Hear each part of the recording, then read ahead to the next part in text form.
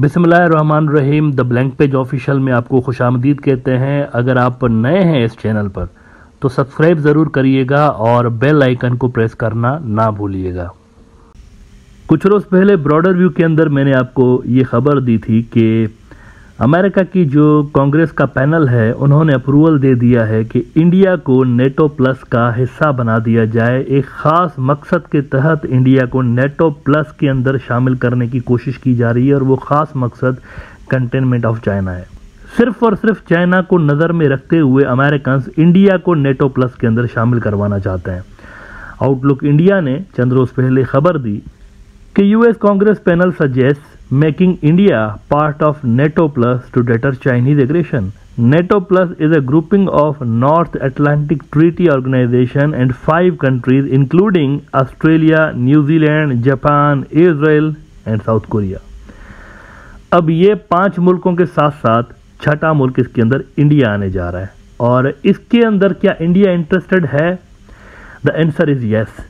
ये मैं इसलिए कह रहा हूं क्योंकि अब तक इंडिया की 2 मीटिंग्स हो चुकी हैं नेटो के साथ। 2 मीटिंग्स नेटो के साथ प्लस नेटो का लाइजन ऑफिस बना है जापान के अंदर, यानी कि एशिया के अंदर समहाउ वो पहुंच गए हैं। हमारे रीजन के अंदर वो पहुंच गए हैं, यहाँ पर इंडो पैसिफिक रीजन के अंदर, और इंडिया इंटरेस्टेड है इसके अंदर। अब मोदी जब जाएगा ना अमेरिका, कुछ ही हफ्ते के अंदर उसका दौरा, उसकी यात्रा जो है वो प्लान्ड है, उसमें हमें क्लियर पिक्चर नजर आएगी कि इंडिया जो है इस हवाले से क्या डिसीजन लेता है। मोदी की हरकतें देखते हुए कहा जा सकता है, क्योंकि ये प्रेडिक्टेबल है ना, काफ़ी इलेक्शन सर पे है तो चाइना को सबक सिखाएंगे एक तरह की एक मीडिया कैंपेन स्टार्ट करने के लिए, वो इसमें जा भी सकता है।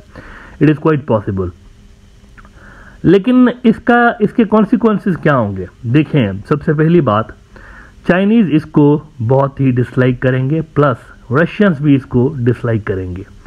अब इसके आफ्टर इफेक्ट अभी कुछ फाइनल नहीं हुआ, लेकिन इसके ज़रा आप असरात देखें कि इंडिया के ऊपर पहले से ही पड़ना शुरू हो गए हैं। वो यूं कि G20 के अंदर आपने देखा कि चाइनीज़ नहीं आए। अब वो G20 का वो जो इजलास दिल्ली के अंदर होने वाला था, जिसके अंदर टॉप के ऑफिशियल्स आने थे, उसके अंदर भी शी जिनपिंग नहीं आएगा। लेकिन इससे भी बड़ा सेटबैक इंडिया को यह मिल गया है कि वो जो शंघाई कोऑपरेशन ऑर्गेनाइजेशन की मीटिंग जुलाई के अंदर होने वाली थी, इंडिया है ना आजकल इसका जो होस्ट कर रहा है, इंडिया कर रहा है इस बार, तो आपने देखा डिफेंस मिनिस्टर लेवल की मीटिंग्स फेल हुई, फॉरेन मिनिस्टर लेवल की मीटिंग्स जो थी वो फेल हुई।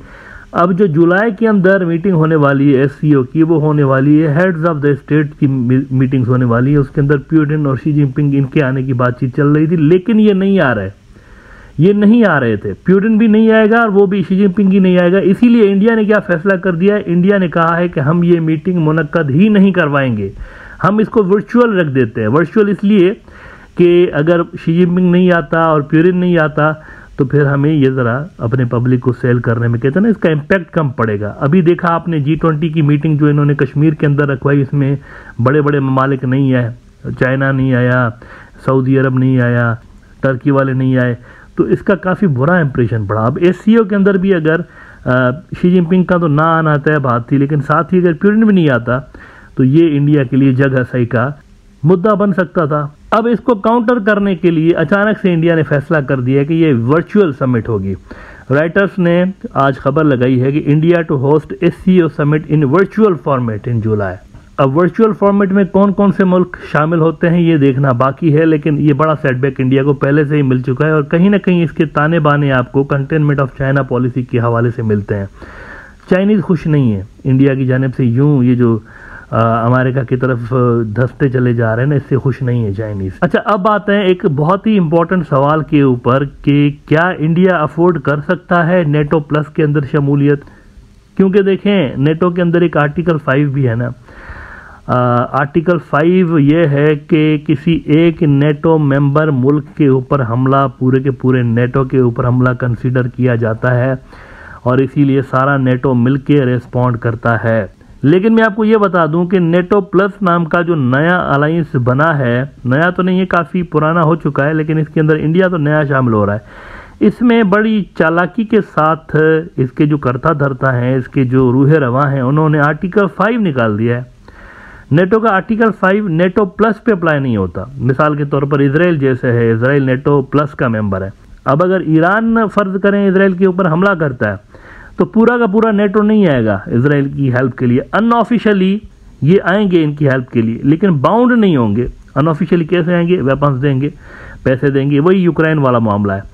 तो यहाँ भी इंडिया अगर नेटो प्लस के अंदर आता है तो जंग की सूरत में नेटो प्लस के जो सारे ममालिक हैं ये इंडिया को वेपन्स और एड और ये सारी चीज़ें दे सकते हैं। इसकी बहुत ज़्यादा पॉसिबिलिटीज़ हैं, लेकिन इसका जो एक कहते हैं ना, इसका जो फॉल आउट होगा, इसका जो इंडिया को कुर्बानी जिस चीज़ की देनी पड़ेगी वो रशिया टाइज के लिए देनी पड़ेगी। बिकॉज रशियंस ना नेटो को पसंद करते हैं ना नेटो प्लस को पसंद करते हैं। वो समझते हैं ये दोनों एक ही चीज़ हैं, और वो समझते हैं ये दोनों जो अलाइंसेज एक ही अलाइंस है बेसिकली। वो कहते हैं ये हमारे लिए एग्जिस्टेंशियल थ्रेट है। तो नेटो प्लस के अंदर शामिल होके, जिसकी मुझे possibility again I am telling you ज़्यादा नज़र आ रही है, क्योंकि 2 मरतबा इंडिया की मीटिंग हो चुकी है नेटो के साथ, और मोदी ये जो जाएगा ना अमेरिका, तो उसके अंदर ज़्यादा क्लियर हो जाएगी पिक्चर। तो अगर इंडिया जाता है वहाँ पे तो रशियन और इंडियन टाइज जो है ये धपड़धूस हो जाएंगे। और प्लस इसका एक और इंडिया के लिए बुरा असर ये पड़ेगा कि चाइना और रशिया मजीद गहरे हो जाएंगे, क्लोज हो जाएंगे। तो मेरे ख्याल से ये एक स्ट्रेटेजिक ब्लंडर होगा अगर बीजेपी नेटो प्लस के अंदर शामिल हो जाती है तो, जो कि चांसेस ज़्यादा मुझे लग रहे हैं हो जाएंगे। इसकी वजह यह है, again I am telling you, elections आ रहे हैं और मोदी को कुछ करके दिखाना है। 2024 के इलेक्शन से पहले वोट लेने के लिए कुछ करके दिखाना है, कुछ बड़ा करके दिखाना है। जब भी इलेक्शन आता है ना, 2017 में जब मार्च 2017 में गालिबन यूपी का इलेक्शन आ रहा था, तो उससे पहले उड़ी के फेक सर्जिकल स्ट्राइक हुई, क्रॉस बॉर्डर फायरिंग हुई, पाकिस्तान और इंडिया के ट्रूप्स के दरमियान क्रॉस बॉर्डर फायरिंग हुई। इधर से इन्होंने फायर मारे, उधर से उन्होंने फायर मारे, लेकिन इसको सर्जिकल स्ट्राइक का नाम देकर प्रोमोट किया गया। इस पर बुक भी लिखवाई गई, सारा कुछ फिल्में बनाई गई और लोगों को बेचा गया कि ये हमने वाकई में किया है, घुस के मारा है। तो इस पे यूपी के अंदर जो है वो भक्तों ने इनको खूब वोट दिया, वो जीत गए यूपी का इलेक्शन। फिर 2019 के इलेक्शन में वही चीज़ इन्होंने रिपीट कर दी, एक एयर स्पेस पाकिस्तान की ब्रीच की, जंगल के अंदर पेलोड फेंका और वापस आके बताया कि 500, 5000, 5 लाख लोग मार दिए। तो काफ़ी सारी चीज़ें ऐसी थी जिसके ऊपर बड़ा क्वेश्चन मार्क था, लेकिन nevertheless he got away with that और नेशनलिस्टिक वोट इनको मिल गया। लेकिन इस बार मसला ये है कि जो 2 फ्रंट है वो एक बन गया है, चाइनीज़ और पाकिस्तानी फ्रंट जो है ये सिंगल फ्रंट में कन्वर्ट हो चुका है। तो इस बार इंडिया के लिए काफ़ी मुश्किल होगा पाकिस्तान के अंदर कार्रवाई करना, या चाइना के अंदर तो खैर वो कर नहीं सकते, तो यहाँ पर बड़ा मुश्किल होगा। तो कुछ और इनको करके दिखाना पड़ेगा, समथिंग बिग, समथिंग डिफरेंट। अब देखते हैं वो क्या करते हैं। लेकिन नेवरदलेस ये जो नेटो प्लस नाम की चीज़ है ना, ये भी इलेक्शन के मुद्दे के अंदर कन्वर्ट हो सकती है। इसको मीडिया उठा सकता है कि ये बहुत बड़ा सेटबैक दे दिया है हमने चाइना को, चाइना अब परेशान हो गया है कि अगर भारत पे हमला करेंगे तो सारा नेटो, हालांकि आर्टिकल 5 नहीं है नेटो प्लस के अंदर। Let me remind you once again, article 5 अगर हो ना तो फिर नेटो बाउंड हो जाता है। आर्टिकल 5 नेटो प्लस में नहीं आता, उसके अंदर एक्सक्लूड किया गया है ताकि ज़्यादा से ज़्यादा दुनिया के जो मुल्क हैं उनको इसके अंदर लाया जा सके। हाँ, इंटेलिजेंस शेयरिंग और ये चीज़ें होती हैं, और जंग के दिनों में भी और पीस के दिनों में भी ये सारी चीज़ें होती हैं। तो इलेक्शन के हवाले से ये एक अट्रैक्टिव मुद्दा हो सकता है यकीनी तौर पर। और बाकी के काम अर्नाब गोस्वामी और जी न्यूज़ वाले और सुधीर चर्सी ये सारे कर देंगे। इंडिया के अंदर जो गोदी मीडिया के एंकर हैं ये सारे कर देंगे बाकी के काम ना। राई का पहाड़ बनाने में तो ये माहिर है ना, मास्टर है ना, राई का पहाड़ बनाने में। एक छोटी सी चीज़ को बड़ा करके दिखाते हैं। तो ये हो सकता है कि इंडिया इलेक्टोरल गेन्स के लिए रशिया के साथ अपनी जो टाइज हैं उसको भी कुर्बान कर दे, क्योंकि चाइना के साथ जो टाइज थे वो तो कुर्बान कर दिए ना मोदी साहब ने। वो जो 5 अगस्त 2019 को कश्मीर का स्पेशल स्टेटस उन्होंने हटा दिया था, वो क्या था बेसिकली, लद्दाख और कश्मीर का स्पेशल स्टेटस हटाना। असल में उनको पता था कि इससे चाइना इंडिया के टाइज धपड़धूस हो जाएंगे, ही न्यू इट। लेकिन फिर भी क्योंकि इलेक्टोरल गेन इनको मिल रहा था और एक पॉलिटिकल बेनिफिट मिल रहा था, तो इसीलिए उन्होंने कर दिया, ये हरकत कर दी। राम मंदिर की जो उद्घाटन होगा या जो उसको जो ओपन करेंगे, डेलिबरेटली इन्होंने इसकी कंप्लीशन की डेट लगाई, कंस्ट्रक्शन की कंप्लीशन की डेट इन्होंने इलेक्शन से थोड़ा पहले की हुई है कि इलेक्शन से ज़रा पहले इसको हम ओपन करेंगे तो लोगों के अंदर रिलीजियस जज्बात उभरेंगे और उसको वोट बैंक में कन्वर्ट करेंगे। ये आगे पीछे करके वो कर सकते थे, लेकिन उन्होंने कहा कि ठीक समय पे जब इलेक्शंस होने वाले हों उससे ज़रा पहले इसकी ओपनिंग करेंगे। और तोते जो हैं गोदी मीडिया के अंदर, बीजेपी के तोते, ये टी करते रहेंगे, कई हफ्ते तक टी करते रहेंगे कि देखें इतिहास बदल दिया, ये तो विश्व गुरु हैं मोदी साहब। ये ड्रामेबाजी चलती रहेगी और इस पे भी वोट बैंक। लेकिन मेरे ख्याल से ये राम मंदिर वाला खाली जो कार्ड है ये नहीं चलेगा, नेटो वाला जो कार्ड है ना, नेटो प्लस वाला, वो भी खेलने की कोशिश करेंगे। इसके साथ भी उनको कुछ और करना पड़ेगा, समथिंग बिग।